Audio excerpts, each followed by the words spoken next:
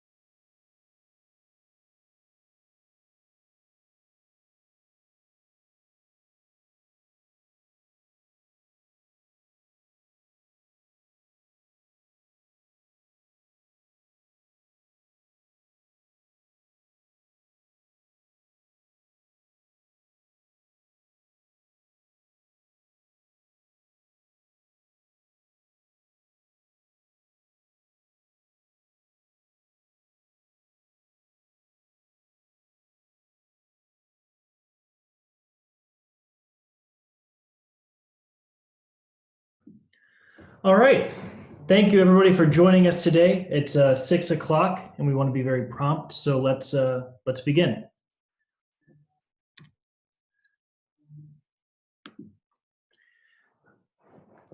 My name is John Mantia. I'm a co-founder and the director of finance here at Parco. I'm also assisted tonight by my colleague Quinn, who helped organize this entire webinar for us.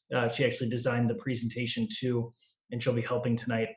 So we really appreciate her being on. And we thank all of you for taking the time to be on this call as well, to go through everything we have to talk about tonight. Our company is called Parco. It stands for Pensioned Americans Retirement Company. We focus on helping anybody with a pension, especially federal employees, plan out their retirements and strategize their benefits no matter where they are in the course of their careers. So this could include people who are just starting out working, people who are in the middle of their careers, or people who are nearing or even after they've retired. Today's webinar is the first of our webinar series that we're going to be putting on regularly. The title is called TSP Tactics for Turbulent Times. In today's agenda, we're going to cover three particular topics. The first being the TSP Modernization Act, or the TSPMA, which was passed in 2017 and signed into law and enacted in 2019.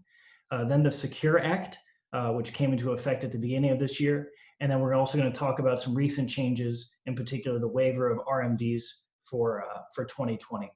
A few things before we get started. At the end of this call, or actually first, you'll notice at the bottom of the screen there on your Zoom app, you have the option to ask questions. Feel free to post in the Q&A thread any questions that you might have. We'll try to address them during the call. If we're not able to do so, we'll reach out and address your specific questions after the call. Also, everybody who's on this call will receive an email after it asking for feedback about how we did today. Be as candid as possible. I'm part Italian, so I can take the harsh feedback if you'd like to give it. We'll also, in that email, ask you to tell us about topics you'd like to hear about. We're more than happy to cover that, because we want these to be as valuable as possible for people and make this a regular thing. So starting first and jumping right in, we're going to talk about the TSP Modernization Act, or the TSPMA. In particular, we're going to focus on 5 changes that occurred within the TSPMA, those being the changes to the in-service withdrawal limits, the flexibility changes that happen with hardship withdrawals, and the changes for the withdrawal sources and how you now have more flexibility with that, your flexibility with lump sum withdrawals, and how much discretion you now have over your monthly withdrawals too. So let's first start with the changes to the in-service withdrawal rules. So an in-service withdrawal is a withdrawal that you take out of your thrift while you're still working and over age 59 and a half. Now, before the TSP Modernization Act was passed and enacted, you could only do this once during the course of your career. So say you were 60 years old and wanted to move some money from your thrift either into your bank account or into an outside IRA, which many feds elect to do. You could only do this one time during the course of your career. With the new rules, you now have the option to do 4 of those while you're still working. So the action item to consider here is that if you were thinking about moving money outside of the thrift, but had concerns about some limitations that would place on your flexibility down the line, with the new rules, that becomes less so. You have a lot more flexibility to make those decisions and pursue that. Next, we'll talk about hardship withdrawal flexibility. So with hardship withdrawal flexibility, what this means is that for feds who, let's say you're under 59 and a half, in a tax deferred account, like your traditional TSP or a traditional IRA, the government really doesn't want you to take that money out. So there's usually a penalty associated with withdrawing those funds. That penalty is 10%. It's considered an early withdrawal penalty. With the TSP, and the old rules were, if you elected to take a hardship withdrawal, not only did you have to pay that 10% penalty, but on top of that, you'd have to, you were actually forbidden from contributing to the thrift for 6 months after taking that hardship withdrawal. So you were basically doubly penalized. With the new TSP rules, that part of the restriction, the fact that you are restricted from contributing to the thrift for 6 months, is gone. So you can still continue to contribute to the thrift even if you've taken a hardship withdrawal. So if you find yourself needing to take one or were considering one, it's become a little more attractive. Now, obviously, the 10% penalty is something we'd have to talk about and strategize for, but at least there's not that extra bit of friction that would be caused within the thrift. Next, this is an important one, and it was usually a big source of confusion and frustration for a lot of federal employees, was you now have the ability to choose the withdrawal source for your TSP funds. So under previous rules, suppose you had 80% of your funds in the traditional TSP and 20% of your funds in a Roth account, and you elected to take out, say, $10,000 from your account. TSP would say, okay, we're going to take 80% of that from the traditional account, and we're going to take 20% of that from the Roth. And federal employees didn't have the option to choose where those withdrawals came from. This was obviously a point of frustration for a lot of federal employees, and the TSP Modernization Act sought to fix this. Now federal employees have the option to choose where those withdrawals come from, which is important because, for instance, with Roth accounts, if you take a withdrawal from that account, there's no income tax implication as long as it's a qualified withdrawal. Whereas with a traditional account, since it's tax deferred money that you haven't paid taxes on yet, there's a tax implication there. So this flexibility allows for a lot more dynamic planning for federal employees. So you can precisely plan out your withdrawals based on your planned AGI and whatever your retirement goals are. An important thing to note about this is that while you do have flexibility and the discretion to choose which accounts those withdrawals come from, you can't choose what funds they come from. So suppose you're 50% C fund, 50% G fund. You can't say, hey, I want to take out my entire withdrawal from just my G fund allocation. Does that make sense? You can only pull it from you can tell them, hey, I want to take it from the traditional side, but it has to come equally from whatever fund you're invested in. So a lot of the reason why some people move money to, say, an IRA is because they'd have more of that flexibility to choose, hey, I want to take all my funds from this specific fund allocation, not just a specific account. Next is the increased options for lump sum withdrawals. Under the new rules, you have the option to take out a lump sum or a discretionary withdrawal every 30 days. Within the prior rules within the TSP, you could only do what were called two aggressive actions, which might take the form of a lump sum withdrawal. But then that second aggressive action that you had available to you had to be a closing action to close the account. With the TSP Modernization Act, you now have far more flexibility to take out those discretionary withdrawals. So especially if you're nearing retirement age or you're at retirement age, planning out what potential withdrawals you might need in the future is worth considering and seeing how the TSP could factor into that given the new rules. The fifth and final and important change that we're going to talk about tonight with the TSP Modernization Act is that you now have monthly payment discretion where you didn't before. So what does this mean? Well, under previous TSP rules, suppose you elected to take $400 out of your thrift. You instructed TSP to withdraw $400 from your thrift as a systematic payment. And suppose you sent that request in November. So TSP would start sending you those $400 payments. Now suppose March of the following year rolled around and you realized, hey, instead of $400, I actually need $600. Some things have changed in my lifestyle. I need more money. You would not be able to increase your monthly systematic withdrawal under the previous rules until January of the following year. That was under previous rules. It was very limiting for federal employees, especially if they were taking systematic payments. The TSP Modernization Act updated this as well. So you now can change how much you get on a monthly basis every 30 days. So if you're already receiving systematic withdrawals and you wanted to adjust them before but hadn't because of the previous rules, it's worth reconsidering how your previous withdrawal allocations coincide with your current lifestyle goals. So those are the basics that we're going to cover for the TSP Modernization Act. Before we start into the Secure Act, are there any questions that we should tackle? Quinn? Okay. All right. I see one specific question about whether or not the TSP Modernization Act, okay. Well, does it still have the 20% tax withholding? So this question is about whether or not when you take a TSP withdrawal, there's a mandatory 20% tax withholding. That is still the case. So if you were taking a withdrawal from the thrift that was going right to your bank account, this isn't a rollover, but this is money that's going directly into your bank account, it still has that automatic 20% tax withholding. That's a good question. That was not updated. All right, moving on to the Secure Act.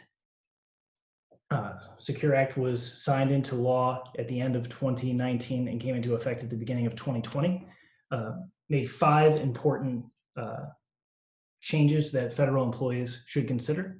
In particular, the changing of, for part-time employees, ability to contribute to employer-sponsored plans, the allowance for indefinite IRA contributions, the enhancement of and the promotion of 401k annuities, which was a controversial change, the elimination of the stretch IRA, and the RMD age increase for the Secure Act. So let's unpack these and start with the part-time employee changes. So this, with the Secure Act, for this specific provision of the Secure Act, it starts now, but companies, organizations have up until 2024 to implement it. So this specific provision allows for part-time employees, as defined as employees who have worked over 500 hours for 3 consecutive years, to contribute and participate in their employer-sponsored 401k, 403b, any sort of employer-sponsored retirement planning plan.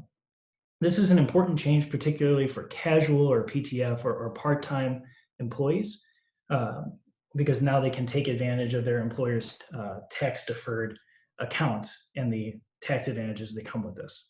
It's something that's been talked about for a long time. Now, we don't know how and when the TSP is going to implement this change for part-time federal employees. They haven't announced that yet, and they have up until 2024 to do so. So something to keep in mind. If you are a part-time employee or know people who are, things you can do to be prepared for this are that you should aim to work at least 500 work hours a year, and make sure that you do so for 3 consecutive years. Next is the changes to IRA contributions and the elimination of the age limit. So it used to be that you could no longer participate or contribute to an IRA if you were over 70 and a half. The Secure Act eliminated this restriction. So if you're over 70 and a half and still working, we talk to lots of feds every day who say, hey, I still want to work either in a part-time job, in a gig job like driving for Uber or Lyft, or maybe a full-time job as a contractor. If you're over 70 and a half, you can make IRA contributions. So this creates some really interesting strategies, and we can certainly help you with that in a one-on-one setting, not only for deferring taxes for yourself from your own earned income, but especially if your spouse isn't working, being able to make contributions on their behalf as well. It's an important change and allows for more retirement savings for Americans, and in particular for federal employees. Next is the introduction of 401k annuities. So this is one of the more controversial changes to that came about with the Secure Act. As federal employees, you are likely very familiar. If you look at your annual TSP statement, on the right-hand side, there's a blue number. That's the number that MetLife, who underwrites the TSP annuity option, will pay you in exchange for per month in exchange for your entire TSP balance. It's a straight annuitization. So TSP participants have had an option like that for many years. Now, a small percentage of people ever actually elect it, but it's certainly been available. The Secure Act broadens this option to all people with employer-sponsored plans, And it does so by providing employers safe harbor or liability protection for offering annuitizations in their 401ks and then that option for their employees. An important thing to consider here is, especially for people who are worried about outliving their money, that's certainly something that we hear a lot of clients talk about. We understand that concern completely. And oftentimes the question is, what's the right way to strategize that? Somebody who strategizes properly with their 401k or their IRA may not need to consider one of these annuitization options. If you're insistent about considering one of those options, it's certainly worth looking at all the options available to you. It's a very large market to make sure that whatever you decide fits well for your specific situation and it isn't something that's one size fits all. The next change we're going to talk about for the Secure Act was that the RMD age was increased from 70 and a half to 72. So an RMD stands for required minimum distributions. So this applies to tax deferred savings account like traditional IRAs or your traditional TSP or any sort of traditional 401k. And the reason why RMDs matter is that we know that as a traditional account, you haven't paid income taxes on contributions or any of the growth that's happened in that account. Well, the government knows this as well, and they want to start collecting some tax revenue. So at certain ages, it used to be 70 and a half, the government requires you're forced to start taking withdrawals from those accounts. With the Secure Act, the RMD age was raised from age 70 and a half to 72, allowing people and holders and owners of tax deferred IRAs or 401ks to defer taxes a further 18 months. So what's nice about this is that it gives you a much longer window, 18 more months, to plan out things like Roth conversions, which is a topic we'll cover in another webinar. And it gives you more time to plan out those withdrawals. So you can contribute more for a longer time to enjoy that tax deferred growth. And B, you can take advantage of that Roth conversion option, which is something we're seeing more and more common, and it seems to be being talked about a lot more as well. The fifth and final point we'll talk about regarding the Secure Act is the elimination of the stretch IRA. So you may have read about this, you may not have, but the stretch IRA was a colloquial term used to describe IRAs that were inherited by non-spousal beneficiaries. So imagine if you and your wife or you and your husband pass away and your children inherit your IRA, that was called a stretch IRA. They're considered non-spousal beneficiaries, non-spousal inheritors. Now, it used to be the case before the Secure Act that if one of your children inherited your IRA, they'd have to withdraw funds from that account on an RMD schedule, but that RMD schedule is based on their life expectancy. And so as younger people, they could oftentimes stretch out that tax liability for decades. So the Secure Act eliminated this ability and now requires that inheritors or non-spousal beneficiaries of IRAs to distribute funds from that inherited IRA within 10 years. So this is one of the negatives associated with the Secure Act because it reduced that option for people. And then, if anything, it increases the attractiveness and the necessity for things like Roth conversions, where you avoid that tax implication for your beneficiaries and for your estate down the line. So it's important if you're worried about this or if it's something you'd like to prepare for, brainstorming different legacy planning options, like a Roth conversion, can help your beneficiaries avoid those tax burdens down the line. Okay, the last topic we're going to touch on here relates to a recent change. Now, obviously, there's been a lot that's been happening with COVID, and there's a global pandemic. So there's been legislation passed, and we're going to cover a decent amount of that in a future webinar. But one important point we wanted to bring up on tonight's webinar was that in 2020, RMDs have been completely eliminated. So if you were at RMD age or had to take RMDs this year or were scheduled to, you no longer have to. Those are waived for 2020. This is important because especially people who are at that age can now do a lot to plan out different types of withdrawals, be it taking those same withdrawals and socking that money away in a savings account, doing something like a Roth conversion, uh, deferring that money and letting it grow tax deferred for another year. It all depends on your specific situation, uh, but there's a lot more new strategies that you can take up now that the RMDs have been eliminated for 2020. And this is just one of the many changes that have happened over the past um, few weeks and months as the governments try to prepare for and deal with the COVID crisis. And we always like to include a works cited so you guys can see where we sourced everything from. So we've got a few minutes here. We've kept it right in. We're well underneath the half-hour mark.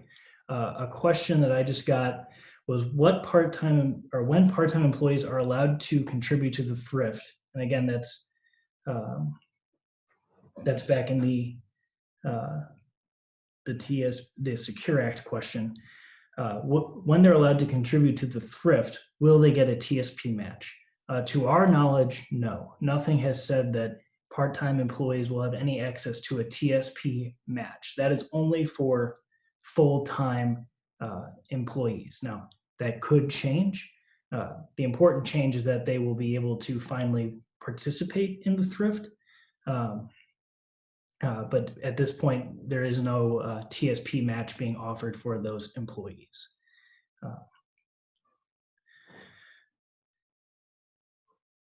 Okay, I'm just checking to see if there's any other questions. Quinn, can you just let me know if there's any other questions? While we're accumulating those, here's some future topics we're going to cover on a future webinar, focusing on the CARES Act, Roth conversions. I know we talked about a lot about that tonight.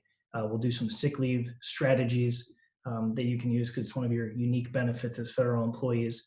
And especially with COVID, we've had a lot of people ask questions about disability retirement. So we'll cover that in a future webinar as well.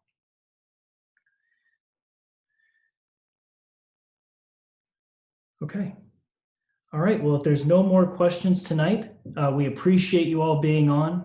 Like I said, look out for our email to give that feedback. And oh, is there one more? Let's see.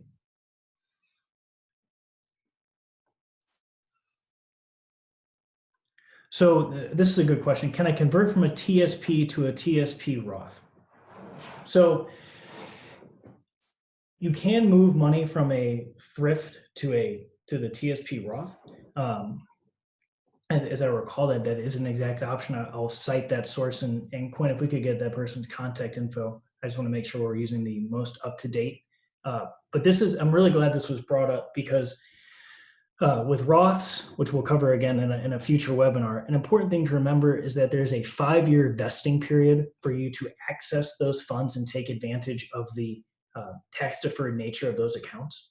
Now, if you took your TSP Roth and say withdrew it and put it into a Roth IRA, that 5-year period resets.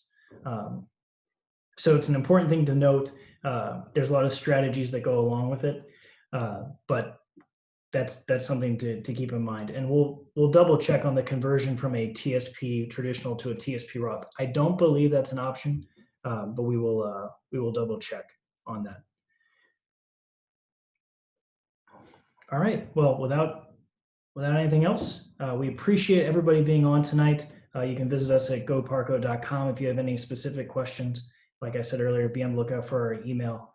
We hope you found this valuable, and the time we've certainly enjoyed having you on, and looking forward to having you at our next webinar. Have a great evening.